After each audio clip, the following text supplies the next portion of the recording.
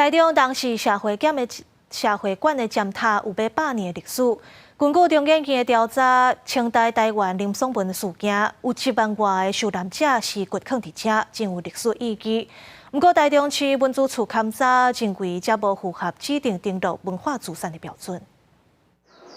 壁柜的板器更紧拢看现现，伫台中市东市区的东市社会馆尖塔是97年前起的，嘛是清朝林松文事件的历史现场。不过，当地民众真罕的有人知。我不知道呢，我还不知道，你们今天没来，我不知道那里有塔嘞。是啊，不清楚他的。我不清楚。 1937年起的东市社会馆尖塔建筑阁保留13高技术，尖塔边仔是日本时代的东市工会堂，即嘛是台中市老人福利服务中心。中研院学者郭志明表示，林松文事件是清朝时代台湾上大的动乱，尖塔则是1万外罹难者安葬的第一现场，是真有历史意义的建筑，应该指定做古迹或者是登录做历史建筑。不过，台中市文资处认为无合标准。